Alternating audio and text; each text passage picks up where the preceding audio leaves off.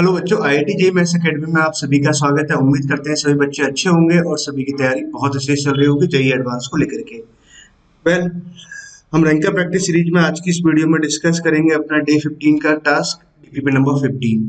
ठीक है, तो इसमें क्या है, हमारे पास 10 प्रॉब्लम्स दे रखी है डीपीपी में। सिंगल करेक्ट प्रॉब्लम देखते हैं, 1 2 3 है ना, 3 सिंगल करेक्ट प्रॉब्लम्स है। मल्टीपल करेक्ट की बात करें तो 2 मल्टीपल करेक्ट, देन एक पैराग्राफ है, देन हमारे पास 3 न्यूमेरिकल टाइप ऑफ प्रॉब्लम्स है। बाद में क्या है, इसका आंसर की यहाँ पर दे रखा है। ठीक है, नाउ से स्टार्ट करते हैं फर्स्ट प्रॉब्लम से। क्या दे रखा है आपके पास में, इसको समझो ध्यान से। A circle is drawn through the point of intersection A and B of this curve. इस कर्व को अगर आप ध्यान से देखो तो parabola and the line y minus of root 7x। ठीक है, the tangent to the length of the tangent drawn from the origin to the circle is equal to. ठीक है, तो हमसे लेंथ ऑफ टेंजेंट पूछा गया सर्कल पर, origin से ड्रॉ की गई है। अब देखो, इस बात को अगर आप बहुत ध्यान से समझे, पहले तो देखो आप इस वाले डायग्राम को समझिए। Root 2x² plus root 3y plus of root 5x plus 8 बराबर 0। ध्यान से देखें तो ये एक पैराबोला लिखा हुआ है। पैराबोला किस टाइप का है, x² is equal to 4ay type का, है ना। तो अगर मैं एक रफ डायग्राम बनाऊं, मान लेते हैं कि रफ डायग्राम कुछ ऐसे बना लिया मैंने। ठीक है, एक लाइन कुछ ऐसे ड्रॉ की गई, ये लाइन आ गया। अब एक सर्कल ऐसे ड्रॉ किया गया इसके पॉइंट ऑफ इंटरसेक्शन से। ठीक है ना, अब क्या किया हमने, यहां से अगर एक टेंजेंट ऐसे ड्रॉ करें, ठीक है, तो अगर ये टेंजेंट अगर ड्रॉ की जाए, तो मान लो कि ये ओरिजिन है, तो यहाँ से टेंजेंट ड्रॉ की गई, तो हमें लेंथ ऑफ टेंजेंट निकालना है, ओटी फाइंड आउट करना है ओरिजिन से। ठीक है, अब मान लो कि ये ए पॉइंट पे जाके कट कर रहा है और ये बी पॉइंट पे जाके कट कर रहा है। अच्छा स्टूडेंट्स, पहले तो एक बात आप समझो, पहले तो सवाल क्लियर हुआ आपको। अच्छा, अब इसमें पहले आप एक कंसेप्ट समझ लो। वैसे मैक्सिमम स्टूडेंट्स को आना चाहिए। मान लो कि अगर सर्कल पे बाहर से कोई एक पॉइंट है, यहाँ से आप ऐसे कॉर्ड ऐसे ड्रॉ करते हैं। ठीक है, मान लो तो ये A1 पॉइंट पे कट कर रहा है, यहाँ E2 पॉइंट है, यहाँ B1 B2 पॉइंट है। पहली बात तो देखो, मैं यहाँ लिखता हूँ उसको PA1 इंटू PA2 लेंथ, ये बराबर किसके आएगा, PB2 length into PB1 into PB2। ठीक है, ये जो सेगमेंट आएंगे B1 B2, है ना, PB1 इंटू PB2 बराबर चलते जाएंगे ना। और दैट इक्वल टू कितना जाएगा, यहाँ से अगर मैं टेंजेंट ड्रॉ कराऊं तो that is equal to BT square के बराबर आएगा। ठीक, तो पहली बात तो आपको ये समझ में आया कि OT स्क्वायर बराबर मैं क्या एक रिलेशन लिख सकता हूँ, यहाँ से OA इंटू OB, ये लिख सकते हैं, बहुत आसानी से लिख सकते हैं, कहीं कोई समस्या नहीं है। ठीक, अब आपको क्या करना है, OA लेंथ और OB लेंथ निकालना है। यही तो बात रही है हमारे पास में। अच्छा, अब देखो OA लेंथ को आप समझो कि मान लो कि इस पॉइंट के कोऑर्डिनेट में x1 y1 मान लो, और इस लाइन की क्वेश्चन हमारे पास क्या दे रखी है, y is equal to root 7x दे रखा है। तो अगर x कोऑर्डिनेट अगर x1 है, तो y कोऑर्डिनेट कितना रहेगा, रूट 7x1 आ जाएगा। ठीक है, अगर x कोऑर्डिनेट इसका अगर मैं x2 मान लूं, तो y कोऑर्डिनेट कितना आ जाएगा, रूट 7 ऑफ x2 आ जाएगा। कहीं कोई समस्या नहीं है। अगर आपको OA लेंथ लिखना है, तो OA लेंथ में कितना लिखूंगा, under root of x1 square plus of 7x1 square. OB length अगर मुझे लिखना होगा तो ये कितना लिखेंगे हम, x2 स्क्वायर प्लस ऑफ कितना आ जाएगा, 7x2 स्क्वायर आ जाएगा। यहाँ तक आ गया। ये तो कितना होना हमारे पास में, 8 रूट 8x1। तो रूट 8x1 तो यहाँ से आ जाएगा, मॉड ऑफ x1 लिख लेते हैं। अगेन अगर मैं यहाँ से लिखूं तो रूट 8 मॉड ऑफ x2 यहाँ लिख लेते हैं। मतलब अगर आप ध्यान से समझे तो मॉड ऑफ x1 x2 ऐसे कुछ आगे नहीं, तो ठीक बात है, कहीं कोई समस्या नहीं है। अच्छा, x1 इंटू x2 आपको निकालना है, तो एक काम करते हैं, इस लाइन को, जो लाइन हमारे पास क्या रखा है, y बराबर है रूट 7x, इस लाइन को इस कर्व के साथ सॉल्व कर लेते हैं। इस कर्व के साथ सॉल्व करेंगे तो x में क्वाड्रेटिक आ जाएगी, x में क्वाड्रेटिक बना लेते हैं, और x1 इंटू x2 क्या लिखा होगा, उस क्वाड्रेटिक के प्रोडक्ट ऑफ रूट। बस बहुत सिंपल सी बात थी, तो सवाल बहुत आसान हो गया। रूट 2x स्क्वायर तो हमने यहाँ से लिखा, y का वैल्यू कितना आ रहा है, रूट 7x आ रहा है, तो यहाँ से तो कितना आ जाएगा, रूट 21x। ठीक है, यहाँ से कितना है, रूट 5x आया, प्लस 8 बराबर कितना आ जाएगा, 0 आ जाएगा। नाउ उसके बाद अगर समझें तो root 7x square root 21x ना, पूरा लिखने की हमें जरूरत ही नहीं है। तो इस क्वाड्रेटिक के दो रूट आएंगे, एक रूट x1 होगा, दूसरा रूट x2 होगा, यही रूट होंगे x1 एंड x2। मुझे चाहिए क्या, प्रोडक्ट ऑफ रूट चाहिए, तो प्रोडक्ट ऑफ रूट यहाँ से कितना आ जाएगा, 8 अपॉन, अगर प्रोडक्ट ऑफ रूट निकालेंगे तो कितना है, cy आ जाएगा, तो 8 अपॉन रूट 2 आ गया, है ना, ये आया फाइनली। नाउ उसके बाद अगर समझे तो ओ टी स्क्वायर बराबर इतना आया, हमें ओ टी लेंथ निकालना है। तो ओ टी लेंथ कितना आ जाएगा हमारे पास में समझते हैं ना, ओ टी का स्क्वायर करेंगे तो कितना आ जाएगा स्क्वायर रूट, तो यहाँ से तो आ गया 8 आ गया, कहीं कुछ गलती कर दी है क्या?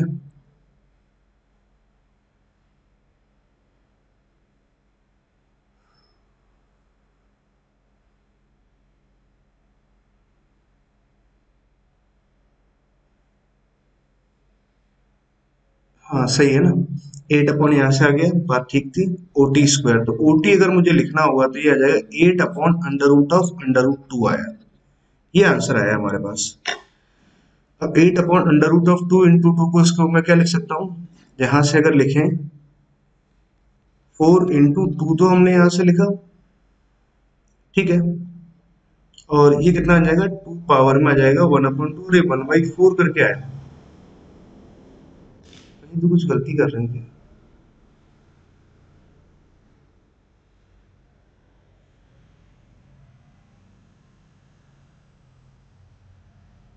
सॉरी यहाँ पे बच्चों रूट 8 है ये ना, रूट 8 लिखा हुआ है। प्रोडक्ट ऑफ रूट जब अपन लिखेंगे तो ये आ जाएगा रूट 8 अपॉन रूट 2 ना, ये आंसर आएगा कि हो क्या रहा है। ठीक है, तो कितना आ गया, अब यहाँ से तो आप बहुत आसानी से समझ जाओगे कि 8 तो यहाँ लिखा हुआ है, कैलकुलेशन वाला पार्ट तो 4 इंटू रूट 2 यहाँ से लिखेंगे, रूट 2 यहाँ से कैंसिल हो जाएगा तो 2 यहाँ पर आ जाएगा, ओ टी स्क्वायर 16 आ गया, और ओ टी का जो वैल्यू आ जाएगा कितना आ जाएगा 4 आ जाएगा। क्या आंसर आया, दिस इज आंसर। ठीक है, तो ये ध्यान रखना है, और रूट 8 लिखा था ना, अपना बार बार 8 लिख रहे थे। ओके बच्चों, तो फर्स्ट का आंसर कितना आ गया हमारे पास में, जो लेंथ ऑफ टेंजेंट आ रहा है वो कितना आ जाएगा 4 आ जाएगा। ठीक है, तो क्या दिया हुआ ऑप्शन डी दिया हुआ, तो फर्स्ट का डी ऑप्शन है, that is correct. I hope आपको स्टूडेंट फर्स्ट क्वेश्चन बहुत अच्छे से क्लियर हुआ होगा ना, बहुत आसान सा प्रॉब्लम था बट बहुत सही प्रॉब्लम है ये ना, इसमें कहीं कोई गलती नहीं करनी चाहिए आप लोगों को, जैसे कि कैलकुलेशन मिस्टेक वगैरह जो थोड़ा सा मैंने ध्यान नहीं दिया ना। चलो ठीक है ना, अगली प्रॉब्लम की तरफ चलते हैं। अगला प्रॉब्लम क्या दे रखा है, if the tangent at any point of the ellipse है ना, where a is greater than b है, makes an angle 5 pi upon 6, मतलब जो अल्फा एंगल है वो कितना दे रखा है 5 पाई अपॉन 6 दे रखा है, मतलब स्लोप ऑफ टेंजेंट आपको मालूम है, कहने वाली बात ये रही। उसके बाद में हमें क्या दे रखा है बीटा, बीटा मतलब ये वाला एंगल था ना, विद द मेजर एक्सिस है ना, ठीक है, आगे दे रखा है एंगल बीटा बराबर कितना पाई अपॉन 3, ये एंगल बीटा है ना, ठीक है, with the focal radius of the point of contact ना, ये इतना एंगल बना रहा है फाई ऐसे कुछ दे रखा है, then the point of then find the eccentricity of the ellipse, इस एलिप्स का मुझे एसेंट्रिसिटी फाइंड आउट करना है, कहने वाली बात ये है ना। पाई अपॉन 6 कितना आ गया हमें 150 आ गया, तो ये एंगल तो देखो ध्यान से देखें तो ये एंगल 30 डिग्री है, इस एंगल को अगर समझें तो ये एंगल कितना दे रखा है 60 डिग्री दे रखा है, इट मीन कि भैया ये एंगल कितना हुआ 90 डिग्री हुआ, ये एंगल अगर 90 डिग्री हुआ और ये फोकस है, तो इसका मतलब ये हुआ कि अगर मैं डायग्राम प्रॉपरली बनाऊं तो फोकस हमारे पास यहाँ कहीं है, ये तो कुछ ऐसे जा रहा है डायग्राम, ये कुछ ऐसे जा रहा है, ठीक, यहाँ टेंजेंट कुछ हमने ऐसे ड्रॉ किया, ये कुछ इस तरह का डायग्राम है ना। नाउ अब बात क्या करना चाह रहा है कि then find the eccentricity of the ellipse, इस इलिप्स का मुझे एसेंट्रिसिटी फाइंड आउट करना है। अब देखो इस वाले पॉइंट को अगर समझें तो भैया ये वाला पॉइंट तो कितना आ जाएगा, इस पॉइंट के अगर कोऑर्डिनेट लिखूं तो ए कॉमा बी स्क्वायर बाई ये आएगा ना, और इस टेंजेंट का आपको स्लोप पता है, तो एक काम करते हैं इस इक्वेशन ऑफ टेंजेंट तो हम आसानी से लिख सकते हैं, कितना आ जाएगा एक्स स्क्वायर का, हमने जब टेंजेंट लिखेंगे तो एक्स एक्स वन अपॉन में A square plus Y one कितना है B square by A upon में B square Y one upon B square है ना, दैट इक्वल्स टू 1, इसे हमारे पास क्या है इक्वेशन ऑफ टेंजेंट आ गया। ठीक है, इस पॉइंट पर अब स्लोप ऑफ टेंजेंट में यहां से लिखता हूं, स्लोप ऑफ टेंजेंट अगर आप यहां से लिखोगे तो स्लोप ऑफ टेंजेंट कितना आ जाएगा माइनस ए का वैल्यू ये आया इंटू बी स्क्वायर, तो यहाँ से चलो कैंसिल हो गया, अपॉन में बी कराएंगे तो कितना आ जाएगा 1 अपॉन ऑफ ए, तो यहाँ ए ऊपर पहुंचा देते हैं। ठीक है, दैट इक्वल्स टू कितना आ जाएगा स्लोप ऑफ टेंजेंट आ जाएगा, ये एंगल कितना है 5 पाई अपॉन 6 आ रहा है, तो that is tan of 5 pi by 6, ये एंगल आया। ठीक है, यहाँ लिखते हैं ना।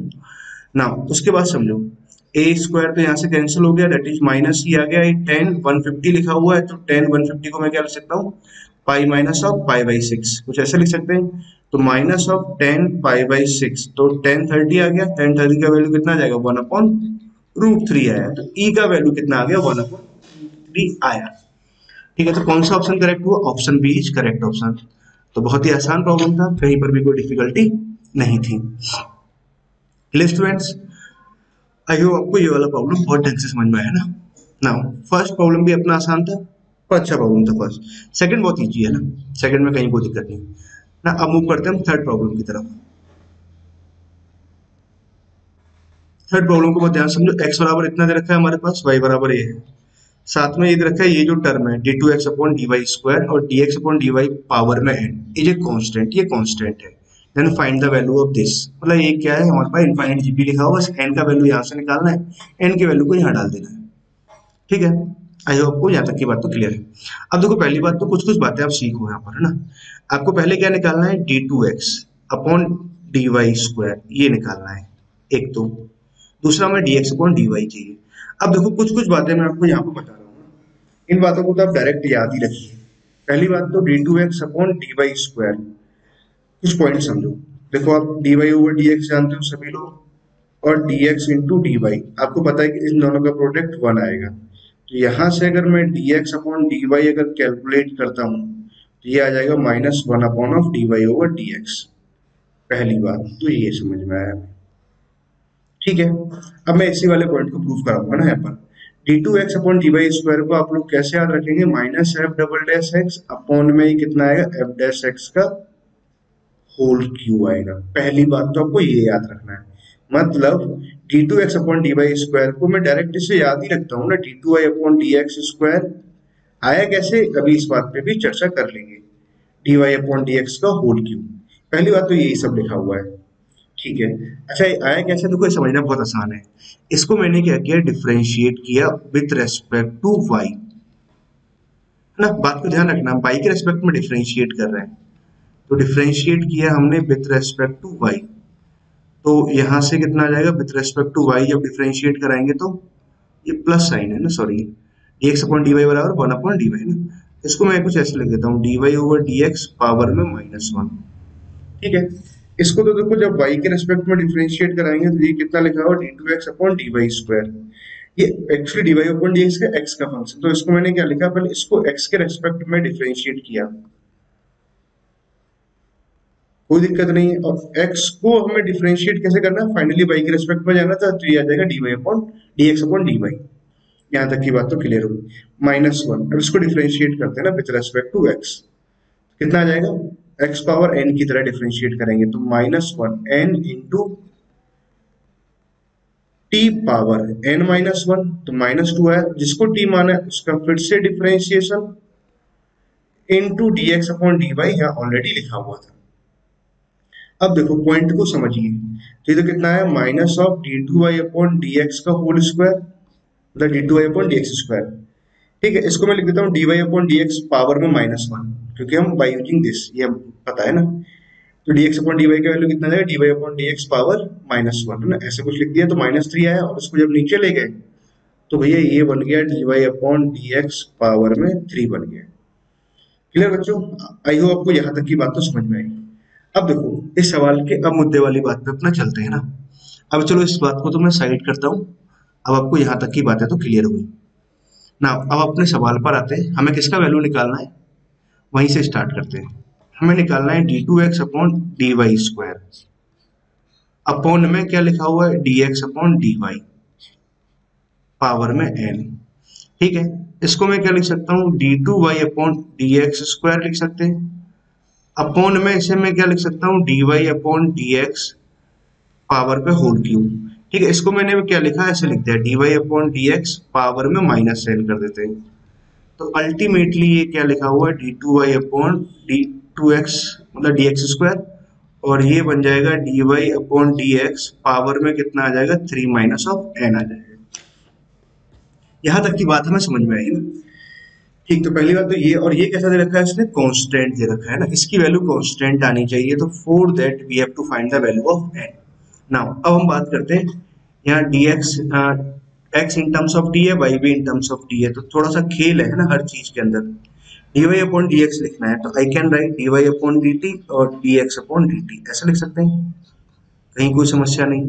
y को डिफरेंशिएट किया विद रिस्पेक्ट टू t, तो यहाँ से कितना आ जाएगा, 12 t क्यूब अपॉन में dx अपॉन dt, तो यहाँ से कितना आ जाएगा 12t²। ठीक है, ये आ गया, 12 कैंसिल हो गया, फाइनली यहाँ से t आया, मतलब dy अपॉन dx का वैल्यू तो t आ गया। ठीक, इन बातों को अपना नीचे पहुंचा ही देते हैं ना, अभी जरूरत नहीं है। अब देखो dy अपॉन dx हमारे पास क्लियर हुआ, d2y अपॉन dx² निकालते हैं। इसको डिफरेंशिएट कर रहा हूँ विथ रेस्पेक्ट टू x, बहुत ध्यान समझना, ये t का फंक्शन है और हम डिफरेंशिएट कर रहे हैं विथ रेस्पेक्ट टू x, तो पहले इसको t के रेस्पेक्ट में डिफरेंशिएट करेंगे। बहुत देखो समझो, इसको पहले हमने t के रेस्पेक्ट में डिफरेंशिएट किया और देन t को डिफरेंशिएट करेंगे विथ रेस्पेक्ट टू x, ये आएगा। तो फाइनली यहाँ पे कितना है 1 यहाँ से आया इंटू dt अपॉन dx आया। ठीक है, dt अपॉन dx को मैं क्या लिख सकता हूँ 1 upon of dx upon dt, ऐसे लिख सकते हैं। अब dx अपॉन dt की बात समझे, तो dx अपॉन dt यहाँ से कितना आ जाएगा 12t² आ जाएगा, तो 1 अपॉन 12t²। तो d2y अपॉन dx², इसका वैल्यू कितना है 1 अपॉन 12t² आया। अब देखो पॉइंट को समझिए, यहीं से सॉल्व करते हैं। माइनस साइन तो चलो कोई फर्क नहीं पड़ता, कांस्टेंट है। d2y अपॉन dx² का वैल्यू निकालेंगे तो कितना आ जाएगा -1 अपॉन 12t² आया। ठीक है, यहाँ से गए dy अपॉन dx का वैल्यू कितना आ रहा है t आ रहा है, तो ये कितना बना हमारे पास में t पावर में आ जाएगा 3 power n, sorry t power 3 minus n, ये आया माइनस ऑफ 1 अपॉन ऑफ 12, तो यहाँ लिखा हुआ है बेस सेम है तो पावर से ऐड करा देंगे तो 5 माइनस n आ गया। अब उसने बोला है कि ये तो कांस्टेंट होना चाहिए और ये किस पे डिपेंड कर रहा है, t पे डिपेंड कर रहा है, तो ये कांस्टेंट होने के लिए 5 माइनस n कैसा हो जाए 0 हो जाए। अगर ये वाला पार्ट अगर 0 हो गया तो यहाँ से n का वैल्यू कितना आ जाएगा 5 आ जाएगा, तो n इक्वल टू 5 के लिए ये वाला जो एक्सप्रेशन है कैसा आ जाएगा कांस्टेंट आ जाएगा। क्लियर बच्चों, आई होप आपको यहाँ तक की बात तो क्लियर हुई, मतलब n बराबर कितना होना चाहिए 5 होना चाहिए। अल्टीमेटली हमारे पास n का वैल्यू 5 निकल के आया ना। अब हमसे पूछा गया इस सीरीज का सम, ठीक है, तो वो अब इसको साइड कर देते हैं, अब इसकी जरूरत नहीं है ना, n का वैल्यू कितना आ गया 5 आया। अच्छा देखो एक बात समझो आप लोग, कलर थोड़ा चेंज करते हैं, 4/5, ठीक है, तो ये देखो एक जीपी लिखा है, इनफाइनाइट जीपी तो लिखा हुआ है, इसका फर्स्ट टर्म देखे तो 4/5 आ रहा है। कॉमन रेशियो की अगर बात करें तो कितना आ रहा है 1/n आया, यहाँ से 1/n आया है ना। तो अगर इस सीरीज का अगर मुझे सम लिखना है तो सम ऑफ इनफाइनाइट टर्म्स तो कितना लगे a upon 1 minus r, r कितना आ जाएगा 1/n आ जाएगा, यही आ जाएगा r। ठीक है, तो n का वैल्यू कितना आ रहा है 5 आ रहा है, तो 4/5 तो हमने यहाँ से लिखा 1 माइनस 1/5, अगेन ये हमारे पास कितना बन गया 4/5 ही बन गया ना। ठीक है, तो इसका वैल्यू कितना है 1 आया। फाइनली सीरीज का जो वैल्यू आ रहा है कितना आ रहा है 1 आ रहा है। तो कौन सा ऑप्शन करेक्ट हुआ, according me first option is correct option, तो थर्ड का आंसर ए आएगा। तो थर्ड का आंसर ए आ रहा है, बिल्कुल सही है, थर्ड का आंसर ए एकदम करेक्ट, सही जवाब। क्लियर बच्चों।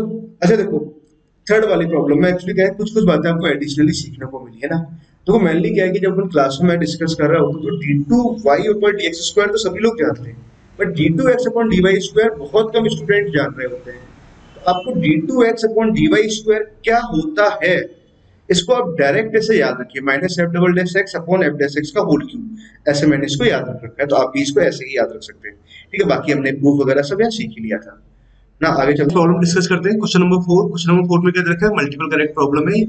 लेट एक मैट्रिक्स दे रखा है aij, be a matrix of order 3, मतलब इसका ऑर्डर देता है 3x3 है, वेयर aij मतलब इसकी जो एलिमेंट है वो अंडर दिस कंडीशंस दे रखी है ना, मतलब i का अगर वैल्यू j के बराबर है तो इसका वैल्यू 0 आएगा, i ग्रेटर देन j है तो इसका वैल्यू ये आएगा, i लेस देन j है तब इसका वैल्यू 1 है ना, ये i नहीं है ना, इस बात का ध्यान रखना, दैट इज 1। ओके है ना, तो यहाँ तक की बात तो मैं समझ में है ना। तो क्या देखा fx क्या डिटरमिनेंट ऑफ दे रखा है, मतलब द फॉलोइंग स्टेटमेंट इज मतलब fx का इंटीग्रेशन -1 to 1 में mod of f of mod x is not differentiable eight 2 point, मतलब मैंने तो क्या पहले fx निकालना है, fx का डिटरमिनेंट ऑफ a है। ठीक है, तो पहले मैट्रिक्स से निकाल लेते हैं, मैट्रिक्स से कितना है 3x3 का है, तो a11 a12 a13, तो यहाँ से आ जाएगा a21 a22 और a23, यहाँ से लिखेंगे तो a31 a32 और a33। डायगोनल के एलिमेंट के लिए क्या होता है i बराबर j होता है, तो i बराबर j के लिए तो वैल्यू कितना आ रहा है 0 0 आ रहा है, पहली बात तो ये मालूम चला, तो इसकी वैल्यू 0 0 और 0। ये आ गया।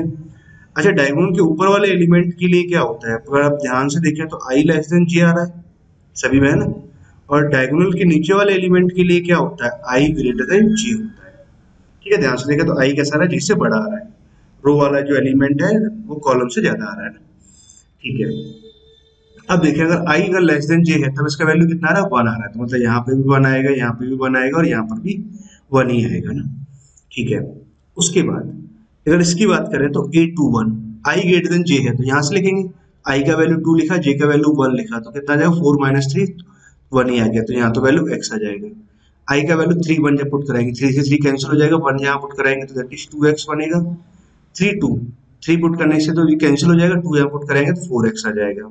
ठीक है, तो ये मैट्रिक्स ए आ गया ना। उसका डिटरमिनेंट निकालते हैं, तो डिटरमिनेंट ऑफ ए जब आप कैलकुलेट करोगे तो 0 इंटू समथिंग तो 0 हो जाएगा, -1 इंटू ना इस रो और कॉलम को छोड़ देंगे तो x को उधर मल्टीप्लाई किया 0, यहाँ से कितना आ जाएगा -2x आ जाएगा, +1 इंटू इस रो इसको इधर मल्टीप्लाई कराएंगे तो 4x स्क्वायर, उसको इधर मल्टीप्लाई कराएंगे तो 0 हो जाएगा, है ना। मतलब फाइनली ये कितना आ गया हमारे पास 4x स्क्वायर प्लस में 2x आया।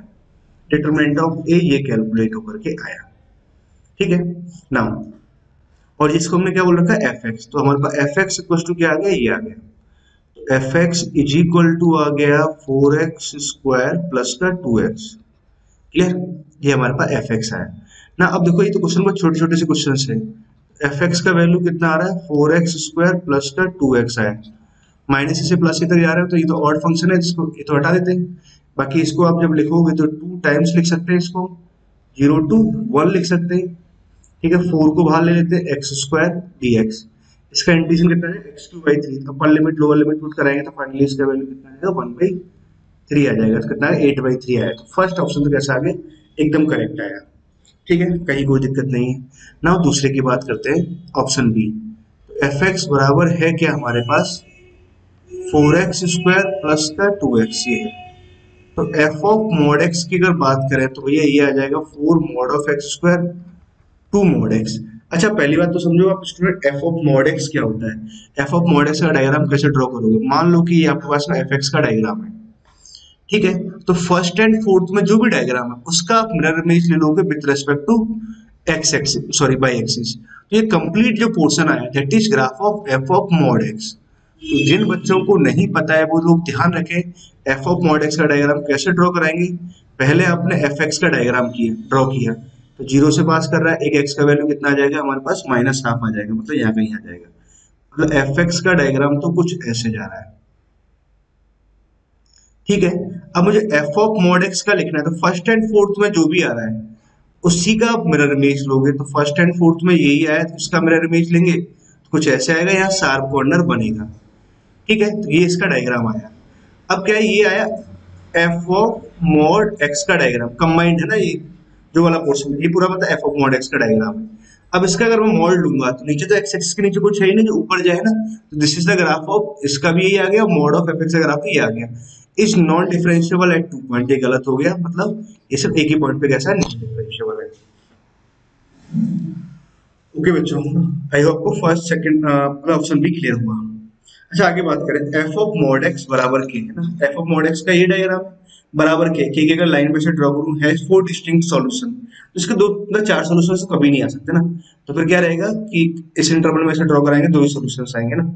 तो सी ऑप्शन भी अपना कैसा हो गया, रॉन्ग हो गया ना। डी की बात करते हैं, एफ एक्स हमारे पास में है क्या 4x स्क्वायर प्लस का 2x, तो 2x यहाँ से करेंगे तो 4x प्लस 1 आ जाएगा। इसको अगर ध्यान से देखें तो क्या लिखा हुआ है, 2x प्लस 1 का होल स्क्वायर लिखा हुआ है। अरे वाह, 2x प्लस 1 का होल स्क्वायर लिखा हुआ, तो इसका इंटीग्रेशन कितना आ जाएगा, -1/x आ जाएगा। ठीक है, और x का जो कोफिशिएंट है आप उससे डिवाइड लगा दोगे, उससे आपने डिवाइड लगा दी। अपर लिमिट लोअर लिमिट के बारे में बात करें, 0 to 1, माइनस साइन को यहाँ बाहर निकाल देता हूँ। अपर लिमिट जब पुट कराएंगे तो 1 है ना, मैं यहाँ लिख देता हूँ कैलकुलेशन इसका यहाँ से समझ लेते हैं। -1/2 तो हमारे पास यहाँ आ रहा, अपर लिमिट पुट कराया आपने, 1 पुट कराया, तो 1 जब पुट कराएंगे तो यहाँ से तो कितना आ जाएगा 1/3 आ जाएगा। 0 पुट कराएंगे तो यहाँ 1 आ जाएगा, तो फाइनली यहाँ कितना आया -2/3 आया। 2/3, तो 2 से 2 कैंसिल हो जाएगा, माइनस से कैंसिल हो जाएगा, 1/3 आया। इसका आंसर ये आ रहा है, क्या दे रखा है 1/3। हाँ, ये वाला ऑप्शन अपना कैसा है, सही ऑप्शन है। ठीक है student, I hope question number 4 अच्छे से समझ में आया ना। बहुत ही आसान सा प्रॉब्लम था, कुछ भी डिफिकल्ट नहीं। जैसे यही एडवांस प्रॉब्लम्स आती है ना, वैसे छोटा सा आसान सा प्रॉब्लम और बढ़िया सा। आई होप आपको यहाँ तक की प्रॉब्लम बहुत अच्छे से क्लियर रहेंगे ना। आगे बात करते हैं नेक्स्ट प्रॉब्लम पर। अच्छा, क्वेश्चन नंबर 5 की अगर बात की जाए, अच्छा ये प्रॉब्लम अच्छा प्रॉब्लम है ना, ये बढ़िया प्रॉब्लम है, जिसने भी सॉल्व किया गुड है ना। बस इसमें छोटा सा एक हिडन पॉइंट है, वो आपको समझ में आ गया देन आप प्रॉब्लम को फटाफट सॉल्व कर सकते हैं। क्या दे रखा है, an ellipse with centricity half passes through point 3,4 whose nearer focus is 0,4। मतलब 3,4 जो है उसके नजदीक ये फोकस है मतलब ना। Okay, equation of tangent at point P H, ये टेंजेंट का इक्वेशन दे रखा है। ठीक है, इन दोनों पॉइंट्स को अगर ध्यान से देखें और इस वाली लाइन को ध्यान से देखें ना, कुछ खास बात है ना। एक chord S is parallel to tangent at P intersect the ellipse at A and B। अच्छा, इसका पहले डायग्राम बनाता हूँ मैंने, देन हम प्रॉब्लम को समझेंगे। एक इलिप्स है,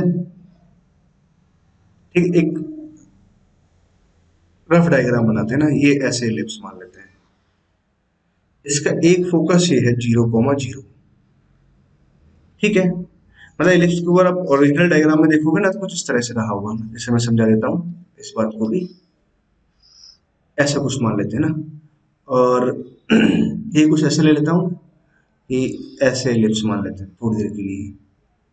यहाँ एक फोकस है, यहाँ एक पॉइंट है 3,4 इस तरह से, और यहाँ पर टेंजेंट। ठीक है, ऐसे हमने टेंजेंट ड्रॉ कर रखा है, ये टेंजेंट दे रखा है। अब बात को समझना ना, उसको समझाएंगे कुछ कुछ पॉइंट्स। अच्छा, 3,4 -25 है ना, ऐसा कुछ लिखा हुआ है। अच्छा, एक बात आप समझो, 3,4 यहाँ पर है, 0,0 यहाँ कहीं दे रखे है ना, ऐसे कोऑर्डिनेट। एक पॉइंट हमें पता है। अच्छा, अगर टेंजेंट का अगर मैं स्लोप देखूं, देखो 3x + 4y - 25 = 0। इस लाइन का अगर स्लोप देखा जाए कितना आ रहा है, -3/4 आ रहा है। और यहां से अगर आप स्लोप निकालो तो कितना आ रहा है, 4/3 आ रहा है। मतलब दोनों कैसे रहे, परपेंडिकुलर। अगर ये दोनों परपेंडिकुलर आ रहे हैं तो ये टेंजेंट को अगर फोकस से ऐसे ज्वाइन करने वाली लाइन होगी, अगर ये परपेंडिकुलर होंगे तो आप इस वाले डायग्राम को आप समझिए, इसी केस में ये परपेंडिकुलर बनेगा। ठीक है, मतलब अगर हम बात किया जाए कि 3,4 और इस लाइन की अगर मैं इक्वेशन ये जो दे रखी है 3x + 4y - 25 = 0।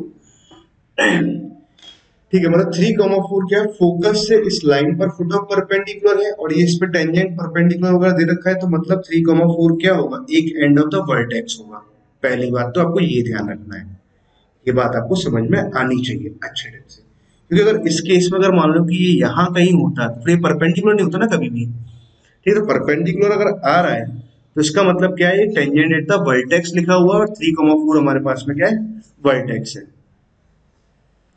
Clear, I hope आपको यहाँ तक की बात तो समझ में आई है ना, यहाँ तक का पॉइंट। बस इसमें यही एक हिडन पॉइंट था। जिन बच्चों को अगर ये बात समझ में आ गई, उसके बाद प्रॉब्लम बड़ा आसान है। उसके बाद क्या लिखा हुआ, equation of tangent at P on the ellipse is इतना दे रखा, if A cord through S, मतलब फोकस है ना, एस है हमारे पास में, थ्रू एस फोकस ये है ना, पैरेलल टू टेंजेंट। तो भैया ये अपने आप में अब क्या बन गया, लेटस रेक्टम। और लेंथ ऑफ लेटस रेक्टम निकालना है तो ए बी बराबर कितना आ जाएगा, 2b² a आ जाएगा ना। ठीक है, तो ये बात आ गया। अब लेंथ ऑफ लेटस रेक्टम तो एलिप्स कितना आएगा, लेंथ ऑफ ए बी कितना आ जाएगा, मतलब एक ही बात है ना वो तो। ए बी अपने आप में क्या आ जाएगा, लेंथ ऑफ लेटस रेक्टम ही आ जाएगा ना। अब देखो पॉइंट्स को समझिए, तो फोकस तो हमारे पास ये रखा है। अब आपको पता है कि मान लो अगर ये सेंटर है, तो सेंटर से लेकर के यहाँ तक डिस्टेंस की बात कर रहा हूँ, तो ये डिस्टेंस ए होगा, ये डिस्टेंस ए ही डिस्टेंस होगा।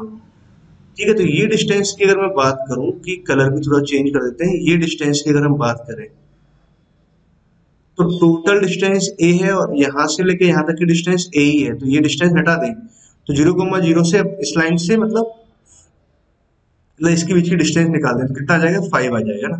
इस पॉइंट और इन पॉइंट के बीच की डिस्टेंस। इसेंट्रिसिटी कितना दे रखा है, हाफ दे रखा है, तो ई की वैल्यू हाफ है। तो ये तो हाफ यहाँ पुट कराया तो a-(a/2), तो a/2 यहाँ से आ गया, 5 यहाँ से है। ए का वैल्यू तो कितना आ गया, 10 आ गया। ए का वैल्यू 10 है, ई का वैल्यू हाफ आपको पता ही है। तो यहाँ से तो मैं क्या कर सकते हैं, हम b² का वैल्यू निकाल सकते हैं। b² कितना आ जाएगा, a² - (a) का होल स्क्वायर, तो a² तो 100 आ गया, माइनस ऑफ ए कितना आ जाएगा, 5 का स्क्वायर कितना है, 25। तो बी स्क्वायर कितना आ गया, 75 आ गया। ठीक है ना, ये आया। अब देखो मुझे ए बी लेंथ लिखना है, तो ये कितना आ जाएगा, 2b² अपॉन में ए। चलो ये तो लिखा ही था ना, टू तो हमने यहाँ लिखा, बी स्क्वायर का वैल्यू कितना आ रहा है, 75 आ रहा है, ए का वैल्यू कितना आ रहा है, 10 आ रहा है, तो 150 हो गया अपॉन 10 तो 15 आ गया, मतलब पहला वाला सही है। लेंथ ऑफ बीबी कितना आएगा, 15 आएगा, first thing. Okay, length of latus rectum of the ellipse H 18 है ना, ये गलत हो जाएगा क्योंकि ए बी जो है वो अपने आप में लेटेस्ट रेक्टम होगा ना, तो ये तो बात गलत है ना। अच्छा, focal length of the ellipse H, focal length, focal length of the ellipse, ellipse का फोकल लेंथ क्या होगा, तो डिस्टेंस बिटवीन द फोकस, अगर इसका मतलब ये है तो इसका मतलब ये हुआ 2AE,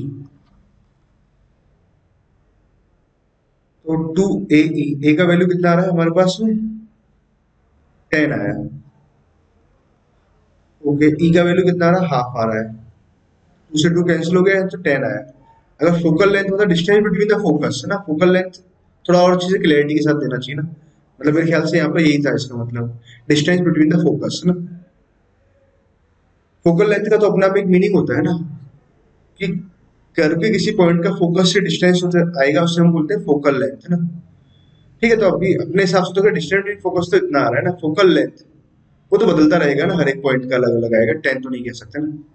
चलो ठीक है, इस पे देख लेंगे ना, अपना डिस्प्यूट है इस बात पर। सेंटर ऑफ द एलिप्स कितना होगा, -3,4। अच्छा, अगर ये लेंथ हमारे पास 0 0 सॉरी, अब देखो हमें ये निकालना है ना, तो ए आपको पता है, इतना लेंथ भी आपको मालूम है, तो आप क्या कर सकते हो, सेंटर के कोऑर्डिनेट निकालने हैं, तो मतलब आप ये समझो ना, सेक्शन फॉर्मूला लगाना है ना। ये फोकस 0,0 पता है आपको, ये पता है 3,4, ये लेंथ आपको ए पता है, ए बराबर कितना है हमारे पास में, 10 है, ये लिखा हुआ।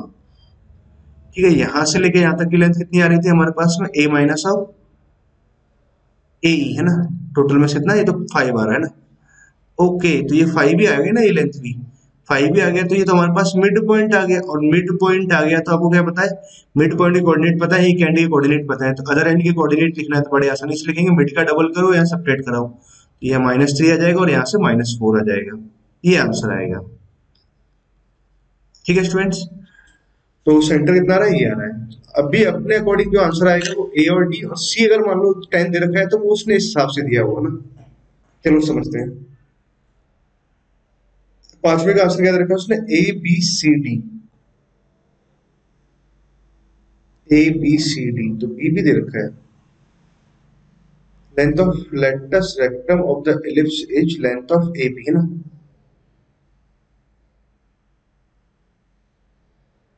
ठीक है, बी नहीं आ सकता ना, लेंथ ऑफ लेटस रेक्टम तो आएगा ही नहीं है ना।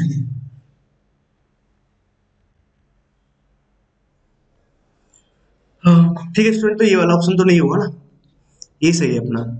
ए focal length of the ellipse मतलब वो क्या, डिस्टेंस बिटवीन द फोकस है ना, ये होना चाहिए इसका मतलब ना, तभी ये आंसर सही आएगा, अदरवाइज तो नहीं आएगा ना। फोकल लेंथ मतलब एग्जाम में अगर होगा तो क्लियरली गिवन होगा आपके पास में। चलो ठीक है, ओके। अच्छा, नेक्स्ट वाला प्रॉब्लम देखो, ये वाला जो पैराग्राफ है ना, ये बहुत ही बढ़िया पैराग्राफ है, मतलब आसान सा पैराग्राफ है, और इस पैराग्राफ को लेकर तो आईआईटी में एक बार ऐसा क्वेश्चन आ भी चुका है ना। तो इस प्रॉब्लम को सॉल्व करते हैं, इसको भी बहुत ध्यान से समझना ना। क्या देखा है हमारे पास, two conjugative numbers from N natural numbers ना, 1 2 3 up to N are remove, मतलब दो कॉन्जुगेटिव कंजुगेटिव नंबर्स को रिमूव कर दिया गया है यहाँ से ना। Arithmetic mean of the remaining numbers is 105/4, तो जो बचे हुए नंबर्स थे उनका अर्थमेटिक मीन कितना आ रहा है, ये आ रहा है। ठीक बात है, तो देखो एक बात समझो, मान लो कि एक नंबर 1 है, एक नंबर 2 है, एक नंबर 3 है, एक नंबर 4 है, अप टू इससे चलते जा रहे हैं अप टू एन तक नंबर। मान लो दो नंबर्स को निकाल दिया गया, मान लो दो कॉन्जुगेटिव नंबर्स थे, के निकाल देते हैं और एक k+1 को बाहर कर दिया। ठीक है, तो अब रिमेनिंग जो नंबर्स है n-2 नंबर्स हुए, उन सबका अगर मुझे अर्थमेटिक मीन लिखना है तो सबका सम कितना आ जाएगा, अगर सबका सम लिखेंगे तो डॉट डॉट ही आएगा। दो नंबर्स को हमने यहाँ से बाहर कर दिया, एक k को बाहर कर दिया और एक k+1 को बाहर कर दिया, ये आया हमारे पास।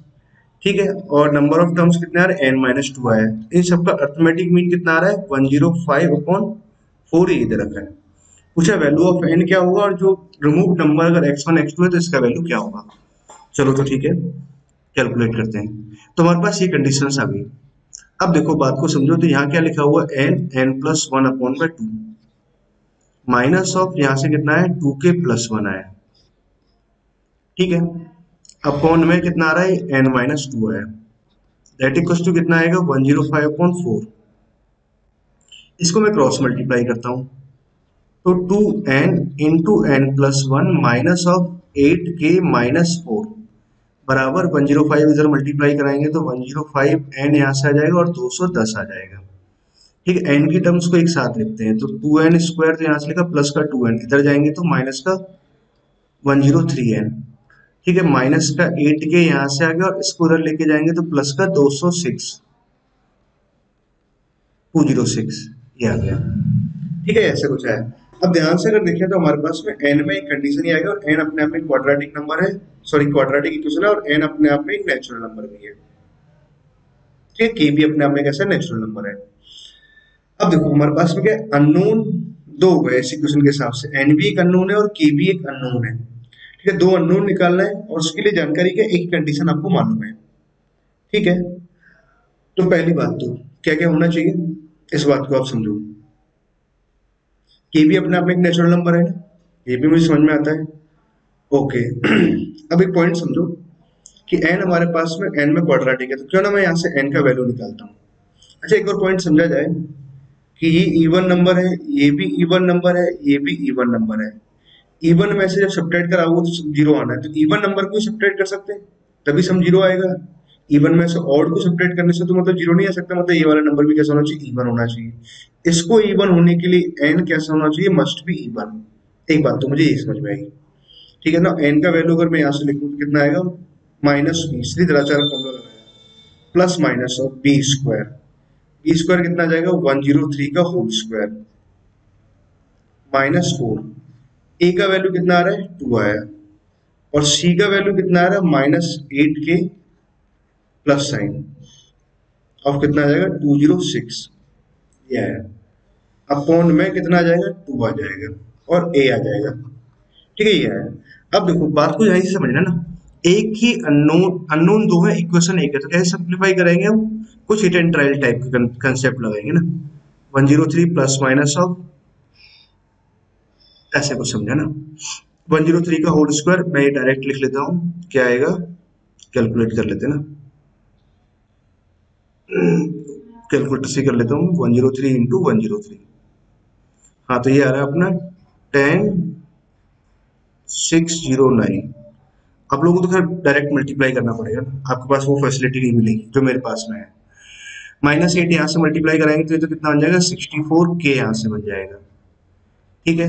माइनस के 8 को जब यहाँ मल्टीप्लाई कराएंगे तो 8 इंटू 6 कितना आ जाएगा 48 आ जाएगा हमारे पास, और यहाँ 16 आ जाएगा। ये बात समझ में आई। अपॉन में हमारे पास में कितना आ जाएगा 4 आ गया, ठीक है। यहीं से समझो आप पॉइंट। अब देखो आगे का पॉइंट समझते हैं कि 103 तो यहाँ लिखा है प्लस माइनस ऑफ, अच्छा 109 में से हमने इसको सब्ट्रैक्ट करा दिया माइनस ऑफ 1648, ये आ गया हमारे पास 8961 प्लस ऑफ 64k, अपॉन में कितना आया 4 आया, ठीक है स्टूडेंट। यहां तक की बात तो आपको क्लियर हुई। अब देखो, अब आगे का पॉइंट आपको समझना है कि भैया ये क्या वैल्यू यहां से ले सकते हैं ना। अब देखो कुछ कुछ पॉइंट आप समझना शुरू करिए। 8961 यहाँ लिखा हुआ, 64 यहाँ लिखा हुआ, मतलब मुझे k का वैल्यू ऐसे सेलेक्ट करना है। पहली बात, k का वैल्यू ऐसे सेलेक्ट करना है कि इसको जब मैं यहाँ पर मल्टीप्लाई कराऊं और इसके साथ जोड़ूं तो ये कैसा होना चाहिए, परफेक्ट स्क्वायर बनना चाहिए, ठीक है। परफेक्ट स्क्वायर बनना चाहिए। अब दूसरी बात आप ये समझो किसका परफेक्ट स्क्वायर बनना चाहिए ना। अब देखो हमने एक बात तो डिसाइड कर लिया था कि n कैसा है, इवन है। अगर n इवन है तो 103 यहाँ लिखा हुआ है ऑड है, तो भैया ऑड में ऑड ऐड करोगे तभी इवन बनेगा, ठीक है। मतलब n इवन होना चाहिए, मतलब कहने का मतलब क्या है, सॉरी है ना, हाँ मतलब 4 से डिविजिबल होना चाहिए। मतलब एक तो क्या n क्या होना चाहिए, इवन होना चाहिए, साथ में ये वाला जो नंबर है 4 से डिविजिबल होना चाहिए। अब देखो इस वाले नंबर को अगर मैं देखूं कि किसी का परफेक्ट स्क्वायर में अगर देखा है तो 30 का स्क्वायर किया जाए, सॉरी 30 नहीं 90, 90 का अगर इसमें स्क्वायर करूं तो कितना आ जाएगा, 8100 आ जाएगा। ये कुछ ऐसे लिखा हुआ है। अब इसमें क्या है कि के का मुझे कुछ वैल्यू अगर यहाँ सब्स्टिट्यूट करनी है तो के का वैल्यू क्या क्या लिख सकते हैं अपने, मतलब अगर इसको देखें किसका परफेक्ट स्क्वायर बनाया जाए। पहली बात तो कोई ऑड का परफेक्ट स्क्वायर होना चाहिए, क्योंकि ऑड ऑड इवन बनेगा। ठीक है, 4 से डिवाइड करने पर हमारे पास में मतलब 4 का मतलब ऐसे कुछ कहना चाह रहा हूँ मैं कि पहले तो ऑड का स्क्वायर बनाएंगे, उस ऑड को यहाँ से जब ऐड कराओगे तो ये 4 से डिवीजन होना चाहिए, और जो वैल्यू आई वो कैसा होना चाहिए, इवन होना चाहिए। ठीक है, अब देखो इस बात को समझा जाए कि भाई के का वैल्यू क्या सब्स्टिट्यूट करें, कि के का वैल्यू 64 लेकर के बन जाएगा कि नहीं बनेगा। तो आपने के का वैल्यू ऐसे लिखना स्टार्ट किया। ठीक है, तो के का वैल्यू ऐसे 1 लिया, तो फिर यहाँ पे आप इसको जोड़ोगे ना, के का वैल्यू फिर आप ऐसे लेकर के चेक करेंगे, तो के का वैल्यू अगर मैं 2 लूं, अब देखो एक और बात समझो, के का वैल्यू हम 2 ले सकते हैं क्या, ये समझिए आप। इस तरह से आपको इट ट्रायल से जाना है ना। तो अब देखो जब आप सॉल्व करोगे तो सॉल्व करते करते ऑलरेडी जब मैं सॉल्व कर चुका हूँ, तो के का वैल्यू अगर 7 लिया जाए है ना, तो के का वैल्यू देखो आपको थोड़ा सा समझ में आना चाहिए कि 103 यहाँ दे रखा है। ऑप्शंस को अगर मैं ध्यान दूं, ऑप्शंस में कितना है 50, और 50 कुछ इस तरह का दे रखा है ना, 50 49 है ना, मतलब अराउंड 50 के आसपास 48 है ना, इस तरह का दे रखा है। तो आपने क्या है कि 103 यहाँ पे लिखा हुआ है। अगर मान लो इसकी वैल्यू अगर 97 आ गई, पूरे की वैल्यू अगर 97 आ जाए, तो 97 मंजूर से 200 आ जाएगा, और बटे 4 करेंगे तो 200 बनेगा, मतलब 50 आ जाएगा इसका वैल्यू ना। तो ठीक है, एक बार को मैंने सोचा क्या है कि 97 का स्क्वायर लिखा है कि नहीं लिखा।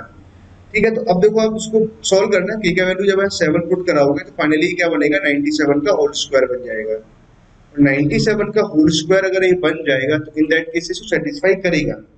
ठीक है, और के की वैल्यू अगर आप इससे ज्यादा जाओगे तो फिर परफेक्ट स्क्वायर नहीं बनने वाला। कारण बताओ कि जैसे आप मान लो के वैल्यू जब बड़ी वैल्यू लेना शुरू करोगे तो यहाँ नेगेटिव भी आएगा। तो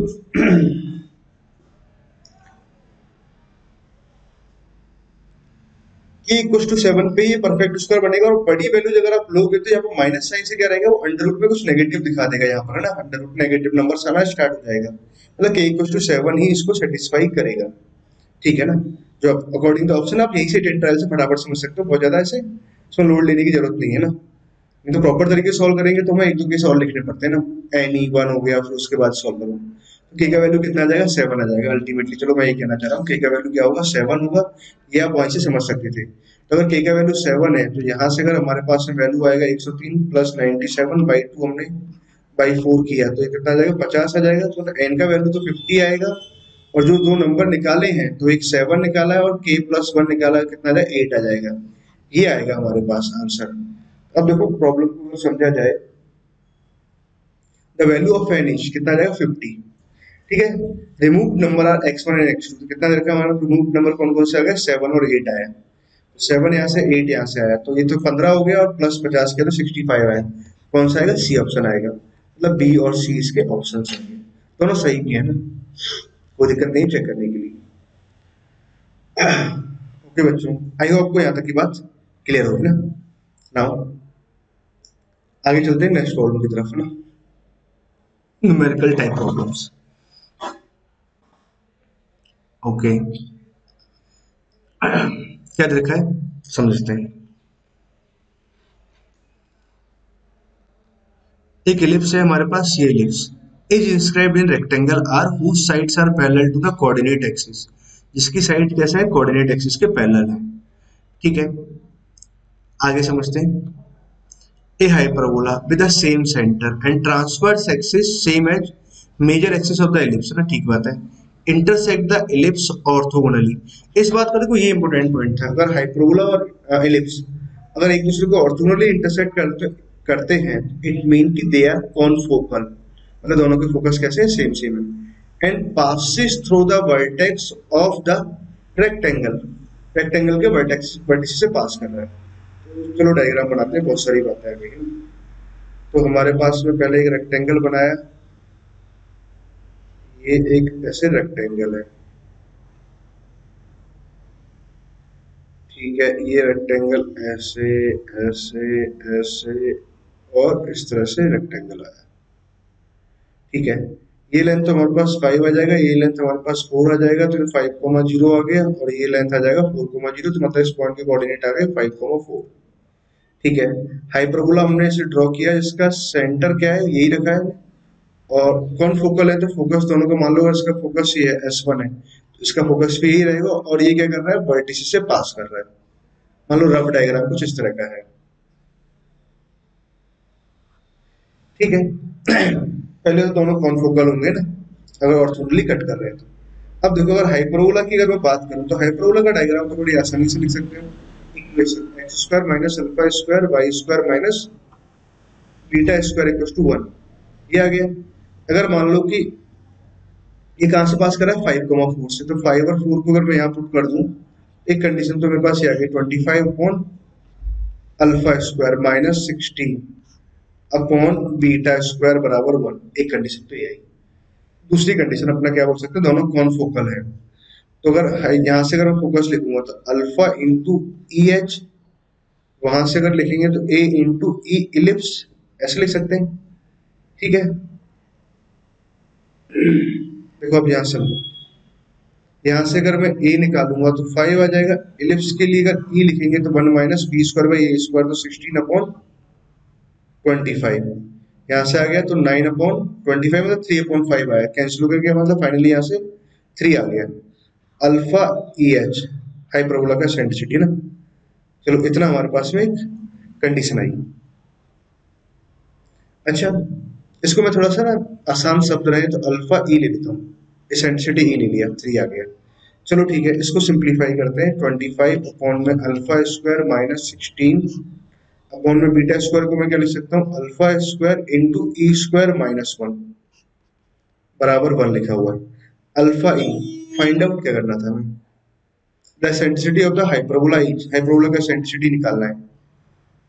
मतलब अल्फा का वैल्यू यहाँ से देखो ये निकल जाएगा, सो ये हो जाएगा 25, तो यहाँ लिखा हमने अल्फा स्क्वायर 16, यहाँ लिखा अल्फा ई का वैल्यू कितना है 3, तो 9 यहाँ से लिख देंगे माइनस ऑफ अल्फा स्क्वायर बराबर 1। तो एक काम करते हैं, अल्फा में एक इक्वेशन ये आ गया, यहाँ से अल्फा कैलकुलेट करेंगे, अल्फा की वैल्यू को यहाँ पुट कराएंगे तो हमारे पास एसेंट्रिसिटी निकाल सकते हैं, या फिर चाहे तो अल्फा को ही एलिमिनेट कर देता हूँ ना, अल्फा का वैल्यू कितना आ जाएगा, एसेंट्रिसिटी डायरेक्टली कैलकुलेट कर लेते हैं। ठीक है, तो अल्फा का वैल्यू कितना आ गया, 3 अपॉन ई आया। चलो तो डायरेक्ट पुट करते हैं, 25 तो मैंने यहाँ लिखा, अल्फा का वैल्यू हम लिखेंगे 3 अपॉन ई, तो 9 अपॉन ई स्क्वायर। ठीक है, minus sine, minus sine 16 alpha 9, तो यहाँ लिखा हुआ अल्फा का वैल्यू कितना आ जाएगा, 3 अपॉन ई, तो ये तो बन जाएगा 9 आ जाएगा, अपॉन में कितना आ जाएगा, ई स्क्वायर आ जाएगा, बराबर में 1 आ गया। ठीक है, इसको सिंप्लीफाई करना है ना ultimately.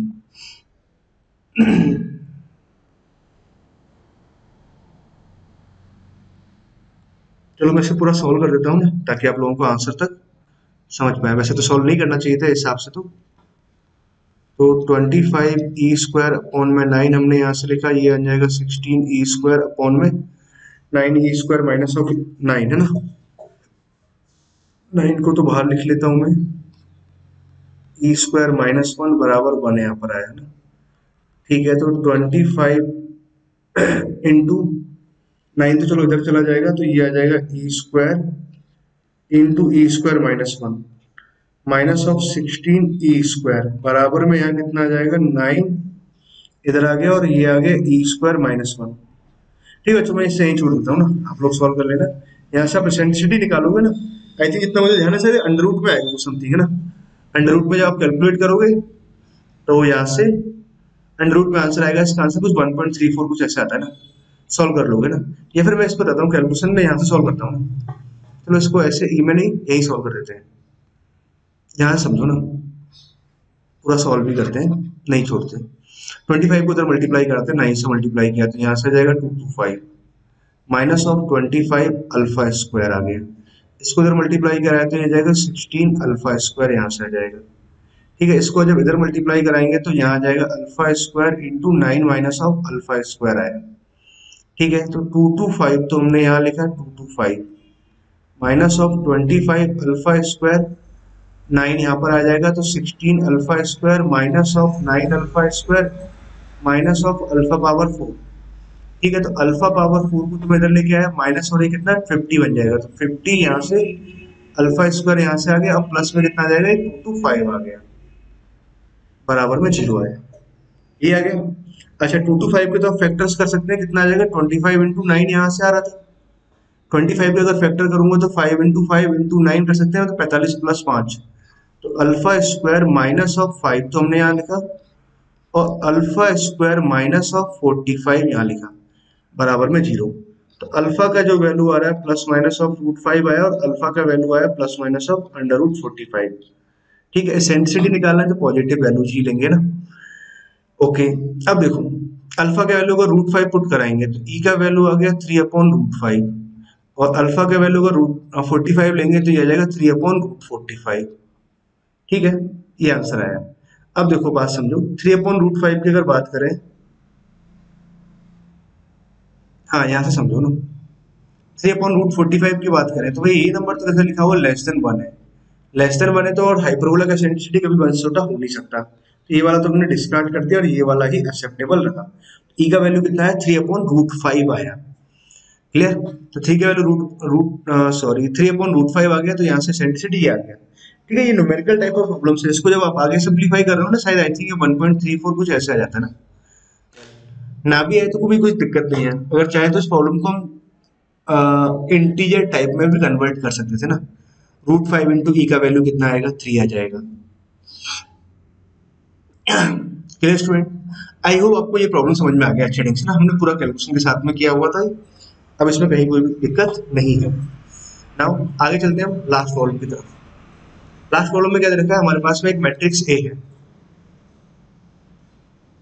This is a matrix A, एक मैट्रिक्स बी दे रखा है, A B C X Y Z P Q R natural number, ये सभी नेचुरल नंबर्स है। आगे दे रखा है ट्रेस ऑफ दिस समथिंग बराबर 210 से रखा है, तो find the number of ordered pair, ordered triplet P Q are. तो कोई शब्द का बड़ा मतलब है ऑर्डर्ड ट्रिपलेट, ऑर्डर्ड का मतलब ना, ये समझाएंगे आपको बाद में ना। अच्छा पॉइंट समझो, मैट्रिक्स ए दे रखा है, मैट्रिक्स बी दे रखा है हमारे पास में, ट्रेस ऑफ ए बी ऐसे कुछ दे रखा है, A B B Q B⁵ B⁻19 कुछ ऐसे दे रखा है। अच्छा तो मतलब मैट्रिक्स बी दे रखा है, तो यहीं से सिंप्लीफाई करते हैं। मैट्रिक्स बी क्या है हमारे पास में, ये है 0 0 1 0 1 0 और 1 0 0, ये है। अच्छा तो बी क्यू निकालना है, तो पहले बी स्क्वायर निकाल के देखते हैं, तो बी स्क्वायर निकालेंगे तो 0 0 1 यहाँ से आ जाएगा, 0 1 यहाँ से आ जाएगा, और 1 0 0 यहाँ आ जाएगा। ये आइडेंटिटी मैट्रिक्स नहीं है, आइडेंटिटी में इधर 1 1 1 आते हैं ना, तो 0 0 1 1 1 0 0 0 0 ये आ गया। अच्छा इसको मल्टीप्लाई करते हैं, तो मल्टीप्लाई कराएंगे, इस रो को इस कॉलम से मल्टीप्लाई किया तो यहाँ 1 आ जाएगा, इस रो को जब मल्टीप्लाई 0 1 0 तो यहाँ 0 आ जाएगा, इसको जब मल्टीप्लाई कराएंगे तो 0 इंटू मतलब अल्टीमेटली यहाँ 0 आ जाएगा, यहाँ 0 आ जाएगा। इसको जब यहाँ मल्टीप्लाई कराएंगे तो इधर आ जाएगा 0, इसको जब मल्टीप्लाई कराएंगे तो 1 आएगा, मतलब आप समझ गए होंगे बात को, मल्टीप्लाई करते करते 1 यहाँ पहुंचा, और ये आइडेंटिटी मैट्रिक्स बन गया। ठीक है, बी स्क्वायर आइडेंटिटी मैट्रिक्स है, तो मतलब अगर बी स्क्वायर अगर आइडेंटिटी मैट्रिक्स है, तो बी क्यू के बारे में अगर बात करें तो बी स्क्वायर इंटू बी, तो ये तो बी क्यू तो कितना लिखा हुआ है, बी लिखा हुआ है, मतलब B⁵ अगर पूछा जाए तो B⁵ B⁻19 तक हम जा रहे हैं, तो B⁵ को तो मैं बी स्क्वायर इंटू बी लिख देंगे, मतलब ये कितना आ गया हमारे पास में, तो बी आ गया। मतलब बी पावर अगर 7 की बात करें तो बी स्क्वायर ये आई इंटू आई तो कितना आ जाएगा, फाइनली ये बी आ जाएगा, मतलब अल्टीमेटली सब लिखा है तो कितना लिखा हुआ, बी लिखा हुआ है। मतलब अगर वो ऐसे कुछ लिखा हुआ है तो इस वाले पार्ट को करते हैं हम नीचे, और यहाँ से समझते हैं बात को। ये वाला कलर लेते हैं, trace of A B, B Q को भी मैं ए बी लिख सकता हूँ, तो ए बी ऐसे कुछ लिखा हुआ है तो ए बी, और ये कितना लिखा हुआ है, कितने टर्म्स है हमारे पास, 1 से लेके 135 90 तक 10 टर्म्स लिखी हुई है। ठीक है, तो ट्रेस ऑफ 10 ए बी। ठीक है, अब ए इंटू बी निकाल देते हैं। अब ए इंटू बी निकालने के लिए आपको सिर्फ डायगोनल एलिमेंट का सम चाहिए, है ना, डायगोनल एलिमेंट ही चाहिए। तो क्या करते हैं, इस रो को इससे मल्टीप्लाई करते हैं, A11 को C11 से, मतलब C11 से मल्टीप्लाई किया तो 0 0 1, तो यहाँ A आ गया, सॉरी यहाँ P आया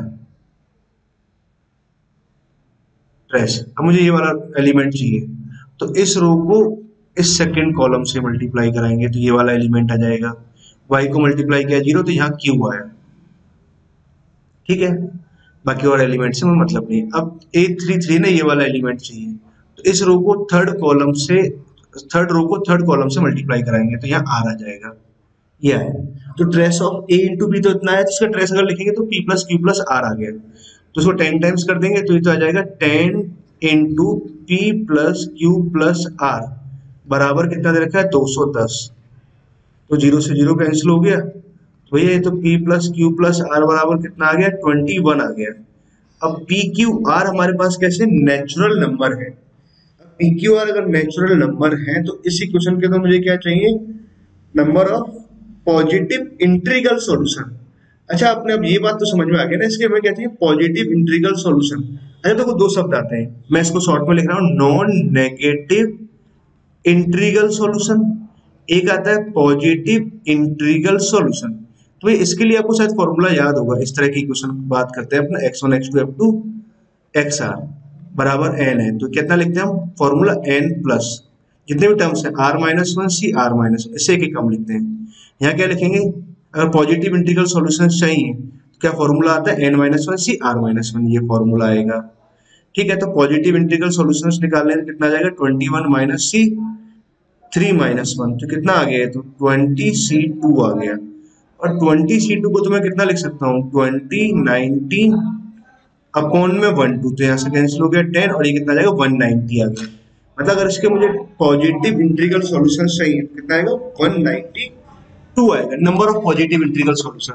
जितने सॉल्यूशंस आएंगे उतने ही मेरे पास में क्या आ जाएंगे ऑर्डर्ड पेयर आ जाएंगे। मतलब जैसे मान लो इसका एक सॉल्यूशन की बात करूं मैं, एक 21 चाहिए तो यहाँ 19 ले लिया, ठीक है।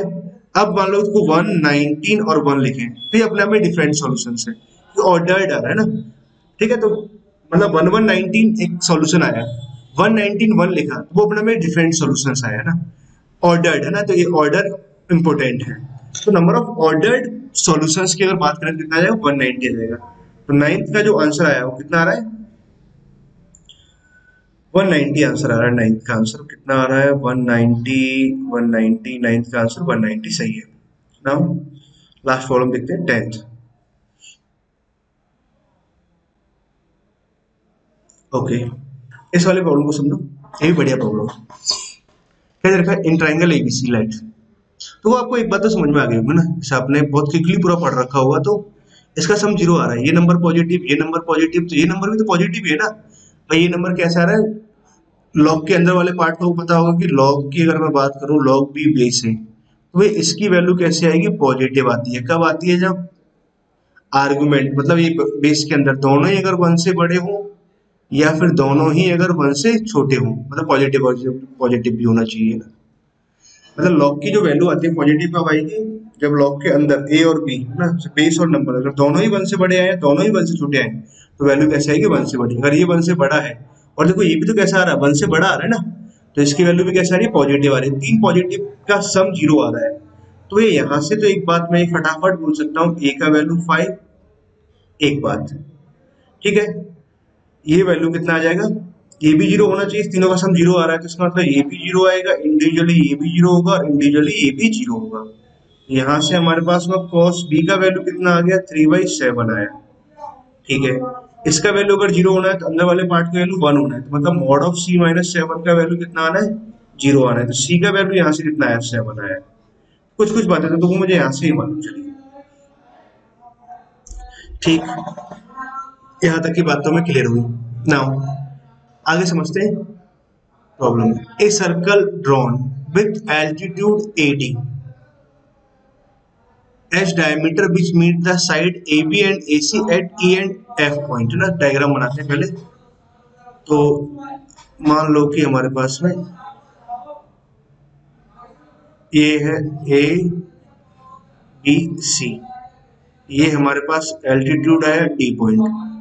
अब हमने क्या किया, इसको डायमीटर मानते हुए सर्कल ऐसे ड्रॉ किया जो यहाँ पर ऐसे जा रहा है और ऐसे गया, ठीक है। ये सर्कल है, बहुत बढ़िया सर्कल बनाया है ना, अच्छा सा बनाते हैं। ये कुछ ऐसे यहाँ टच करते हुए,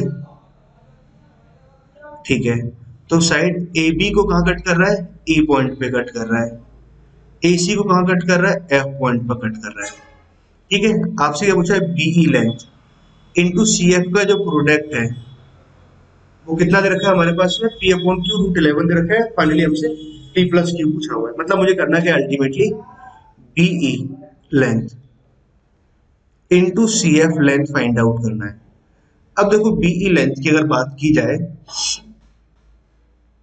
अगर मैं E को और यहां से ज्वाइन करता हूं तो ये 90 डिग्री बनेगा। इसको अगर यहाँ ज्वाइन करते हैं तो ये 90 डिग्री बनेगा। तो हाफ सर्कल में इसको डायमीटर मानते हुए करना है, ये डायमीटर तो ये 90 डिग्री है, तो ये भी 90 डिग्री है, इधर भी हिस्सा 90 डिग्री है। 90 है तो 90 के सामने वाला ये तो हाइपोटेनस हुआ, ठीक है, BD, तो ये एंगल B है। ठीक है, तो हमारे पास में क्या रहेगा, अगर मुझे लेंथ लिखना है तो BD है, तो ये 90 के सामने हाइपोटेनस, तो ये कितना जाएगा BD cos P। अगर मैं इस लेंथ की बात करूं तो भैया BD cos P, ये लेंथ आ जाएगा ना F cos थीटा। मतलब अगर मैं इसको ऐसे याद रखते हैं ना, ये फोर्स F है, ये एंगल थीटा है और ये 90 डिग्री। हम ऐसे कंपोनेंट करते हैं ना, हाइपोटेनस से करते हैं, तो F cos थीटा और F sin थीटा डायरेक्ट अपने थीटा के अलोंग, तो हम थीटा के साथ वाला जो साइड है वहाँ कॉस्ट से मल्टीप्लाई करते हैं और परपेंडिकुलर साइन थीटा, तो ये आ गया। अच्छा, 90 के सामने वाला साइड लेंथ है ना BD, ये B आ गया ना। अब मान लो ये DC लेंथ है, तो ये 90 है, तो ये एंगल C है, तो भैया ये लेंथ कितना आ जाएगा अपने पास में, DC cos C, ये आ गया। मतलब अगर मैं BE की बात की जाए तो भैया ये BD length into cos B, तो यहां तक की बात समझ में आई मुझे। ये DC लेंथ इंटू कितना आ जाएगा, cos C आ जाएगा। ठीक है, इतना मुझे क्लियर हुआ ना। अच्छा, अब A के साइड में ना समझे, तो ये टोटल लेंथ कितना आ रहा है, 5 आ रहा है। ये टोटल लेंथ कितना है, C के सामने वाली साइड लेंथ C है, तो ये साइड लेंथ 7 आ रहा है। ठीक है, कैसे निकालेंगे, BD यहाँ दे रखा है, cos भी हमारे पास पता है ना, BD लेंथ। अच्छा, क्या मैं BD निकाल सकता हूँ, AD लेंथ निकाल सकते हैं क्या हम? हाँ, AD लेंथ बड़ी आसानी से निकाल सकते हैं। कैसे निकाल सकते हैं, AD को समझो, बेस लेंथ हमारे पास ये 5 दे रखा है, तो एरिया ऑफ ट्राइंगल समझो आप, area of triangle, area of triangle को दो तरीके से लिखा मैंने, हाफ, बेस लेंथ यहाँ 5 है और हाइट कितना AD है। ठीक है, हाफ बेस इंटू हाइट। अच्छा, यहां से अगर मैं देखूंगा, मुझे दो साइड्स मालूम है, तो हाफ BC साइन ही लगा सकते हैं एरिया ऑफ ट्राइंगल के लिए। ये साइड लेंथ कितना आ गया, हाफ, ये 7 है, ये साइड लेंथ 5 है और यहाँ कितना आ जाएगा, साइन B। ठीक है, तो cos भी पता है आपको, तो cos B हमें मालूम है, तो ये लेंथ 3 है, ये लेंथ 7 है, तो ये कितना आ जाएगा, √40 आ जाएगा। तो भैया यहाँ से अगर बात समझे, हाफ से हाफ कैंसिल हुआ, 5 से 5 कैंसिल हुआ।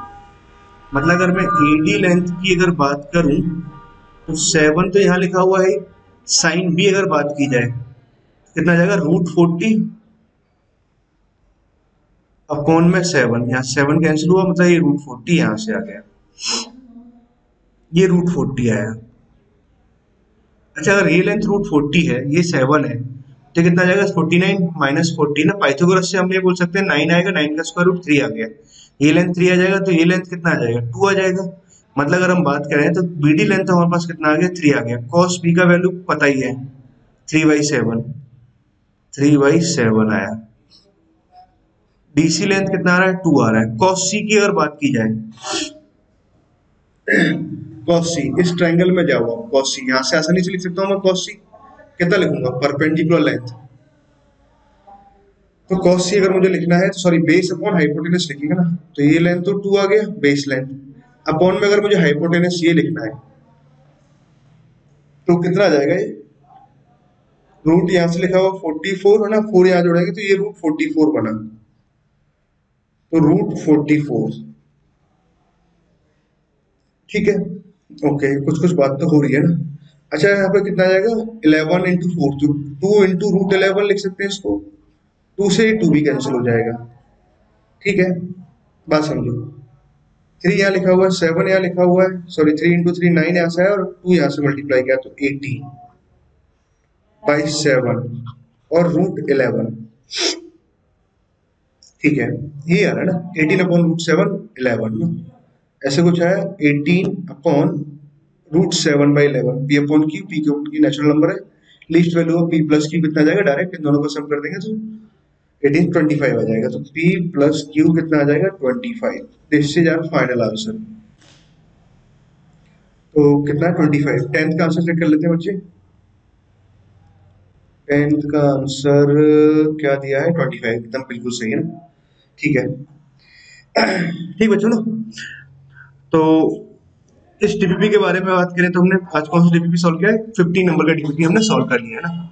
ठीक बच्चों, आई होप अपने इस वाले डीपीपी को सॉल्व करते टाइम काफी एंजॉय भी किया होगा, और उसकी प्रॉब्लम्स, कुछ प्रॉब्लम बहुत अच्छी थी और कुछ प्रॉब्लम बहुत सोचने वाली प्रॉब्लम्स थी, वो हर डीपीपी में आपको ऐसे ही मिलेगी ना। Okay students, thank you.